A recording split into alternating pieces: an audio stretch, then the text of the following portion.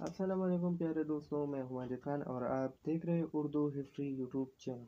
हम बात करेंगे ज़ुबान की अहमियत के बारे में। दुनिया के 5000 सालों से तारीख में एक भी कौम नहीं जिसने किसी दूसरी ज़ुबान में तरक्की की हो।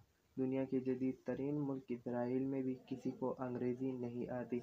कम मादनियात में इंतहाई तरक्की करने वाला मुल्क जर्मनी, जहाँ लोग अंग्रेज़ी से नफरत करते हैं। दुनियाए इस्लाम का तरक्की याफ्ता मुल्क तुर्क, जहाँ उस्ताद से लेकर आर्मी चीफ और जस्टिस साइंसदान सारा निज़ाम तुर्की ज़ुबान में है।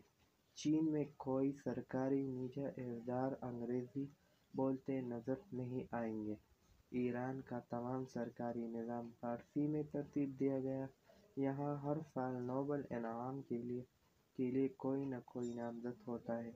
पता नहीं किसने हमारे दिमाग में बैठाया है कि हम अंग्रेज़ी के बगैर तरक्की नहीं कर सकते। अजीब है कि उर्दू अदब की तारीख हज़ार साल पुरानी है और अंग्रेज़ अदब 300 साल पहले नज़र आती है।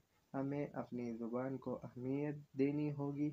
अगर दुनिया में नाम बताना है तो सारी दुनिया तरक्की करेगी अपनी ज़ुबान की बदौलत, और हमने आधी उम्र गंवा दी अंग्रेज़ी ज़ुबान सीखते सीखते। लाज़मी नहीं है कि आप लोग अंग्रेज़ी सीखो। जो कुछ कर सकते हो उर्दू में करो।